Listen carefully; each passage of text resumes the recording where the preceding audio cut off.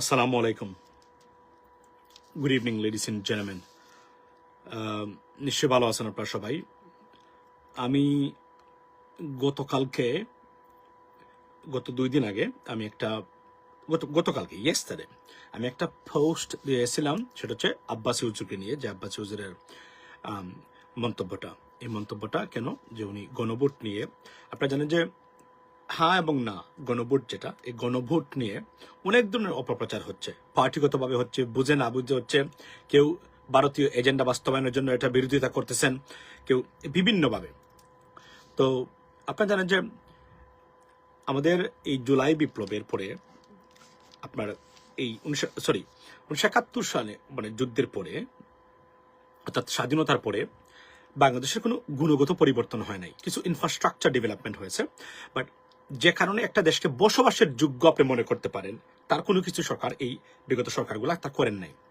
কোনো একটা সাংবিধানিক এবং রাষ্ট্রীয় প্রতিষ্ঠান তারা রিফর্মস করেন নাই কেন? বিকজ এটা তাদের সাম্রাজ্য, সবার এই সাম্রাজ্যের অধিকারী তারা এবং তাদের পরিবারের মানুষ এবং সবাই, ঠিক আছে, ফেয়ার এনাফ। বাংলাদেশের জনগণ কোনো কিছুই না। তো জুলাই অভ্যুত্থান হয়েছে মূলত স্বৈরতন্ত্র এবং ফেসিজমের বিরুদ্ধে এবং দুর্নীতি লুটপাটের বিরুদ্ধে। তো এই ক্ষেত্রে সরকার যেটা করছে সেটা একটা, এবং কিছু রিফর্মস আনার জন্য, যেন সাস্টেইনেবল ডেমোক্রেসির জন্য আপনার এটা তারা করেছেন, যেন কেউ ফেসিস্ট হয়ে উঠতে না পারে, গণতান্ত্রিক প্রক্রিয়াকে বাধাগ্রস্ত না করতে পারে, এই জন্যই বেসিক্যালি। তারপর কি হলো, তারা একটা গণভোটের আয়োজন করেছেন। আগেই করার ইচ্ছা ছিল, অনেক রাজনৈতিক দলগুলোর বিরোধিতার কারণে এটা করা আর হয়ে ওঠেনি। তাই নির্বাচনের দিন হ্যাঁ এবং আপনার না ভোট দিয়েছেন। এই মানে এটার মূল হচ্ছে আপনার যে 10টা কারণ বাংলাদেশে সাস্টেইনেবল ডেমোক্রেসি আনার জন্য। এটা নিয়ে অপপ্রচার, দলীয়ভাবে অপপ্রচারে কেউ যুক্ত, বুঝে না বুঝে, এই যে 10টা পয়েন্ট এখানে আনা হয়েছে, একটা পয়েন্টও এখানে বাংলাদেশের বিরোধী নয়, বরং বাংলাদেশের অস্তিত্বের জন্য, ভারতীয় আধিপত্যবাদ থেকে মুক্ত করার জন্য, এই 18 কোটি মানুষকে একটা একবেলাকে হলো শান্তির বাংলাদেশ দেওয়ার জন্য এই গণভোটটা হাটা জয়ী হওয়া অত্যন্ত উপযোগী বা প্রয়োজন। না হলে এদেশ ভারতের মানে তাবেদার নেক্সট টাইম হবে, এই বিষয়ে কোনো সন্দেহ নাই। কেননা পেটে গেছিল, মানে সেখান থেকে আমরা বের করে নিয়ে আসছি সবাই মিলে, আপনারা সবাই মিলে, ঠিক আছে। জয়েন করার জন্য ধন্যবাদ সবাইকে, শেয়ার করবেন ভিডিওটা, কারণ এটা খুব গুরুত্বপূর্ণ। তো এই হার বিরুদ্ধে রাজনৈতিক কারণে অনেক রাজনৈতিক দল বক্তব্য দেয়, সেটা আমরা দেখতেছি, বুঝে না বুঝে হোক। কেননা অনেকে মনে করেন হ্যাঁ ভোট মানে জামাতের ভোট, এটা হ্যাঁ মানে জামাত, যে কোনো কারণে তারা এটা আন্দাজ করে ফেলছেন। ওই যে বললাম, চিকেন ব্রেইন নিয়ে রাজনীতি করা পলিটিশিয়ান যারা আছেন, এদের কারণে তারা মনে করেন যে আপনার কি বলে, যে মানে হ্যাঁ মানে জামাতকে ভোট দেওয়া। কল্পনা করেন, মানে ওনাদের ব্রেইন এবং চিন্তা চেতনা বা ধারা কোন জায়গা থেকে গেছে। এখন আসি, এর ভিতরে আমাদের আব্বাসী হুজুর, মানে এনায়েতুল্লাহ আব্বাসী হুজুর রিসেন্টলি যুক্ত হয়েছেন একটা অপপ্রচারে। অপপ্রচারটা কি? অপপ্রচারটা হলো, হ্যাঁ ভোট যদি যুক্ত হয় তাহলে মানে সংবিধান থেকে বিসমিল্লাহ উঠে যাবে। ওনার বক্তব্য হলো এই জায়গাতে, মানে আব্বাসী হুজুরের, এবং উনি বক্তব্য দিয়ে বেড়াচ্ছেন।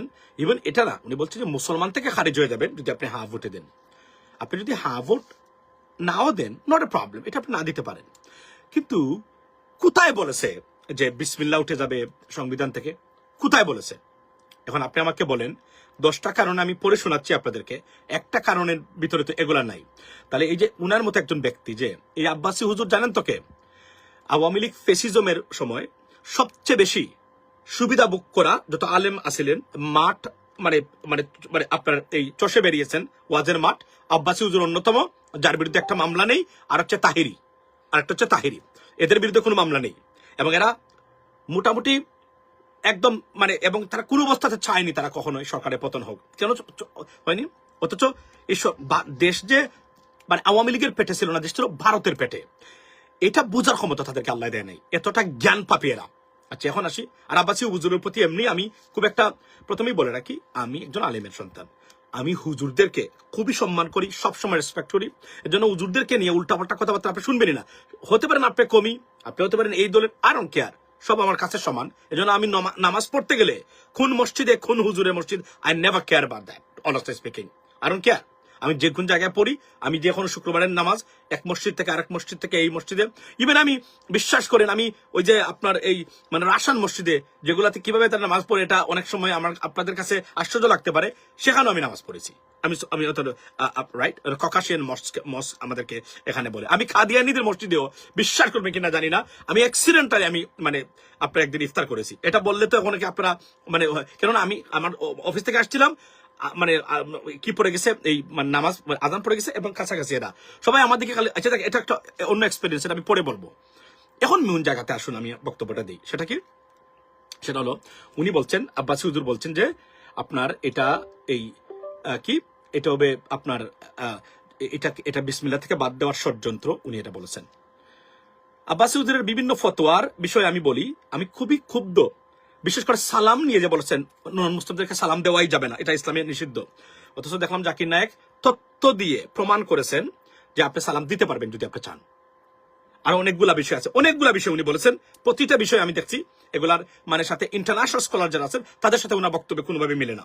আর সারাদিন খালি সাম্রাজ্য, মার্কিন, এই সেই, পশ্চিমা এই করছে সেই করছে, উগ্রতা যা আছে সবই আছে তার মধ্যে, তাও মানলাম। কিন্তু এই হার্ভার্ড নিয়ে ওনার যে বক্তব্যটা আপনাদেরকে আমি শোনাই এখন, আপনারা আমাদেরকে বিবেচনা করে বলেন। একজন আলেম উনি, রাইট, সর্বজন শ্রদ্ধেয় আলেম, he use PhD degree like doctor. উনি কিভাবে না জেনে না শুনে এই কথাটা বলতে পারলেন? আমি এটা বিচার দিলাম বাংলাদেশের মানুষের কাছে। এই হার্ভার্ডটা কি উনি কি বুঝেছেন? এই জন্য আমি বলেছিলাম না বুঝলে রাজনীতি আপনি বুঝবেন, বুঝে আবার চলে আসেন, এসে কথা বলেন। যদি আপনি খেয়াল না করতে পারেন রিসার্চ করুন। উঠেই যা ইচ্ছা তাই। উনি হচ্ছেন আব্বাসী হুজুর, এই এবং এই হচ্ছেন আমাদের আলেমরা, যাদের কারণে 17 বছর শেখ হাসিনা ছিল। এরা জীবনে বাংলাদেশের স্বার্থের কারণে, স্বাধীনতা সার্বভৌমত্বের কারণে একদিনও এক টেবিলে বসতে পারে নাই এই আব্বাসী হুজুররা বাংলাদেশে। এরা যদি দাঁড়াতো, চরমোনাই, হেফাজত, আব্বাসী সহ যারা আছেন, একদিন এসে শেখ হাসিনাকে বলতো, ইউ নো হোয়াট, আপনি ক্ষমতা থাকতে চান থাকেন, তবে ভোটের মাধ্যমে আপনাকে ক্ষমতা যেতে হবে। আপনি কিন্তু এভাবে পারবেন না। তাদের যে মানে পাওয়ার ছিল, যদি তারা চাইতো তারা এই কাজটা করতে পারতো।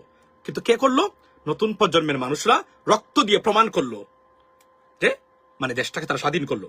আর এখানে বসে বসে লম্বা লম্বা বক্তব্য দিচ্ছেন আর জ্ঞান দিচ্ছেন। এই জ্ঞান নতুন প্রজন্ম নিবে না, কারণ আমরা জ্ঞান শুনতে পারি কিন্তু প্রসেস করার ক্ষমতা আমাদের মতো মানুষ যারা আছে এদের আছে। সুতরাং আপনি যা সারাদিন বলতে হবে। এবং ওনাদের ওয়াজ কি মানে কাজ হয় না? কাজ যদি হইতো দেশে এত অপকর্ম কিভাবে হয়? পৃথিবীতে সবচেয়ে নিকৃষ্ট দুর্নীতিগ্রস্ত দেশ হচ্ছে বাংলাদেশ। রন্ধে রন্ধে দুর্নীতি। আপনারা ওয়াজ করেন কি? তাহলে ওয়াজ শুনে না কেন মানুষ? এত দুর্নীতি কেন? আইন তো ঠিক আছে, আইনেরও কার্যকর, কিন্তু আমি মানুষ হিসেবে, মুসলিম হিসাবে, এটা তো আমার একটা দায়িত্ব নিজেকে মানে দুর্নীতিমুক্ত রাখা। এটা তো আমার ধর্মীয় বিধান। তাহলে আমাদের কোনো পরিবর্তন নাই কেন? Because your was is dysfunctional. It doesn't, people doesn't buy it, they don't buy it, people don't buy it. That is problem. Because আপনাদেরকে মানুষ কেয়ার করতেছে না ওই কারণে, বিকজ আপনাদের পজিশনের ক্রেডিবিলিটি ইস্যু এই কারণে। আচ্ছা আমাকে বলেন তো, হুজুর এই কথাটা কি বলতে পারেন এভাবে দিনে দুপুরে না জেনে না শুনে? দেখেন আপনার বক্তব্যটা শুনেন। যদি গণভোটে কোন মুসলমান যায়, আল্লাহর কাছে তাকে কঠিন জবাবের সম্মুখীন হতে হবে। প্রশ্ন হলো কেন? সংবিধানে এই ধারাটা আছে, নীতি, রাষ্ট্রের মূলনীতি কি? মহান আল্লাহর প্রতি বিশ্বাস। বর্তমান সনদে এই কথাটাকে বাদ দেওয়া হয়েছে। অতএব যদি গণভোট দিয়ে আপনি হাতে ভোট দেন, তার মানে সংবিধানে মহান আল্লাহর প্রতি বিশ্বাস এই কথা থাকুক আপনি চান না, সেজন্য আপনি ভোট দিয়েছেন। আমি মনে করি ইমানের উপর কঠিন একটা আঘাত হবে। এখন তো রাজনৈতিক দলগুলোর উচিত এই দাবি করা যে সনদকে সংশোধন করো। আপনারা শুনছেন তো? এই হলো আমাদের অবস্থা। 600 বছর ভারতে মুসলমানের মানে শাসন করার পরে আজকে মুসলমানদের মানে রীতিমতো মানে এথনিক ক্লিনজিং চলে মুসলমানদের বিরুদ্ধে ভারতে। Do you know why? Because ওনাদের মতো আলেম এবং মুসলমান থাকার কারণে, ভ্রান্ত ধারণার মানুষ এবং ফিতনা সৃষ্টিকারী আলেম এবং মুসলিম স্কলারদের সমাজে বিচরণ থাকার কারণে এদের এই অবস্থা। 800 years Spain ruled by Muslims for 800 years। আজকে একটা মসজিদ আনতে স্পেনে মসজিদের অনুমতি আনতে হাঁটতে হয়। ওয়াই? আপনি কেন মনে করেন? দুটো কারণে। একটা হচ্ছে রাজা বাদশারা যারা ছিল এরা বদমাশ প্রকৃতির ছিল বেশিরভাগ, বুঝছেন, এরা নারীবাদী ছিল, এরা নারী লোভী, সারাদিন নারীদেরকে নিয়ে পড়ে থাকতো, সেরাপকে, এগুলো হচ্ছে তাদের অন্যতম একটা সমস্যা ছিল। আর কনস্পিরেসি বুঝতে পারতো না, ইন্টেলেকচুয়াল ছিল না, যে কারণে তাদের ক্ষমতাচ্যুত হয়েছে তারা। আর থার্ড হচ্ছে উনাদের মতো কিছু মানুষ ছিল বিভ্রান্তি ছড়াতো এবং একে অপরের সাথে যুদ্ধে লিপ্ত থাকতো। উনারা আলেমরা ঐক্যবদ্ধ থাকলে ভারত আমাদেরকে এভাবে মানে কুকিগিত করতে পারে, খেতে পারে, লুটপাট করতে পারে, এভাবে আমাদের প্রতিটা জায়গাতে আমাদেরকে ধরে রাখতে পারে? 54 বছর পরে দেশের এই অবস্থা আজকে হতে পারে? বলেন তো কেন হইল না? উনাদের মতো ভ্রান্ত ধারণার আলেমদের আধিক্য থাকার কারণে সমাজে। আমি চ্যালেঞ্জ দিয়ে বলছি আব্বাসী হুজুর, আপনাকে বলি এখন উইথ ডিউ রেসপেক্ট, আপনি প্রমাণ করুন, আমি আপনার কাছে ক্ষমা চাইবো। আর যদি না হয়, you need to apologize to the nation because this is a crap. We should not tolerate that. This is unacceptable. I'm sorry. আপনি যখন আমার জাতি, আমার ভবিষ্যৎ প্রজন্মের বিরুদ্ধে আপনি দাঁড়িয়েছেন, আপনাকে আমার আর শ্রদ্ধা করার সুযোগ নাই তো এখানে। Because it's a national interest. It's a matter of national interest. That is the bottom line. আমি আপনাদেরকে বিচার দিলাম, উনাকে বলবেন উনি যেন এই উত্তরগুলা দেয়। উনার কোনো ধরনের কোনো একটা ধারণা আমি আজ পর্যন্ত বুঝতে পারলাম না উনি কি বলে আর কি শুনে। কারণ উনি প্রতিদিনই, একদিন আগে দেখলাম উনি মানে ভারতে মারছে, উনি চলে যাচ্ছে মানে আপনার ভারতের বর্ডারে সবাইকে নিয়ে, শেখ হাসিনার সময় মেরে ফেলবে। তো জিজ্ঞেস করেছিলাম একদিন, তাহলে বাংলাদেশের সরকারের কাজ কি? মিয়ানমার বর্ডারে উনি চলে যাচ্ছেন মানুষদেরকে নিয়ে, সরকারের কাজ কি? মানে এই হলো উনাদের অবস্থা। এখন হয় আপনি আপনার মুখ বন্ধ রাখেন, আর না হলে আপনি জেনে শুনে বুঝে শুনে কথা বলবেন। আর এই বিষয়টা আপনি ক্লিয়ার করবেন কোন জায়গায় বলেছে। যদি আপনি প্রমাণ করতে পারেন যে হ্যাঁ ভোটের কারণে এইটা হবে, I am with you, I got you back. That is the bottom line. If not, Huzur, please stop it. Stop spreading this false misinformation and propaganda against this nation. আর আপনার ভারতের প্রতি প্রীতি আছে, এটা আমরা জানি। আলেম যে যারা বাংলাদেশে ভারতের দালাল আছে, এর মধ্যে he is one of them. তাহেরি পান্ডা, মানে ওই যে সান্ডা, এ হচ্ছে আরেকটা। এরা কি করেছে এই মানে বিগত সরকারের আমলে, you can imagine that. Sorry, কাউকে হার্ট করার জন্য বলি নাই। I always have the respect to all Huzurs, Islamic scholars, but as long as you do not go against the national interest, আপনি আমার বিরুদ্ধে যান, কোনো সমস্যা নাই, কিন্তু ন্যাশনাল ইন্টারেস্টের বিরুদ্ধে যখন আপনি যাবেন, no one will be spared. That is the bottom line, ladies and gentlemen. এটাই হলো আমার বক্তব্য এই জায়গাতে। যারা আমাকে বলছেন যে আপনি কিভাবে বলছেন, উনি দেখাক, তাহলে উনি যে একজন আলেম, আলেমরা কি ইসলামে কি বলছে, নিজের কানে নয়, মানে নিজের চোখে কানে না শোনা পর্যন্ত কোনো জিনিস বিশ্বাস করবেন না এবং সেটা প্রচার করবেন না। উনি কোথায় দেখলো এটা? উনি যেটা, তাহলে উনি সবার আগে ইসলাম থেকে খারিজ হয়ে গেছেন। উনার তো তওবা করে আবার ইসলামে ফিরে আসা উচিত। That's what I think. আর যদি উনি প্রমাণ করতে পারেন যে উনি সত্য বলেছেন, আমি জাতির কাছে ক্ষমা চাইবো, ওনাকে পাইলে ওনার পায়ে ধরে সালাম করবো, বাংলাদেশের যেখানে পাই বা ভবিষ্যতে যেখানে পাই। That is what I would like to say, ladies and gentlemen. Otherwise, we cannot accept it. It is unacceptable. This kind of behavior is going against our interest and our generation's interest. We should not be tolerated. It shouldn't be tolerated. And 17 বছর ওনাদেরকে আমরা সহ্য করেছি, কোনো একটা কাজের কাজ নাই, কোনো একটা কাজের কাজ ওনার দ্বারা হলো না, ওনাদের দ্বারা হলো না। 17 বছরে আপনারা তো ছিলেন, আমাদের বাচ্চাদের কেন জীবন দিতে হলো এই দেশকে স্বাধীন করার জন্য? আপনি বলেন, এগুলো উত্তর দিতে পারবেন কখনো? কোনোদিনও দিতে পারবেন না। সারা জীবন করেছেন দালালি, আর বুঝতে পারেন নাই এ দেশ কোথায় গিয়েছে। এ দেশে ভারতের পেটে গিয়েছিল, সেখান থেকে বের করে আনছি আমরা সবাই মিলে। এটা আপনার ধারণাই ছিল না। আবার আপনি নিজেকে পণ্ডিত মনে করেন, রাজনৈতিক পণ্ডিত। সরি, এর চেয়ে আর কোন ভাষা, খারাপ ভাষা যেতে চাই না, নিচেও যেতে চাই না। এতটুকু বললাম because I am very very angry right now. উনাকে বলবেন উনি যেন এটা প্রমাণ করেন, না যদি প্রমাণ করতে পারেন উনি যেন জাতির কাছে ক্ষমা চান, because it is demanded, it has to be, because no one is above the national interest. That is a bottom line. Have a blessed day. আসসালামু আলাইকুম।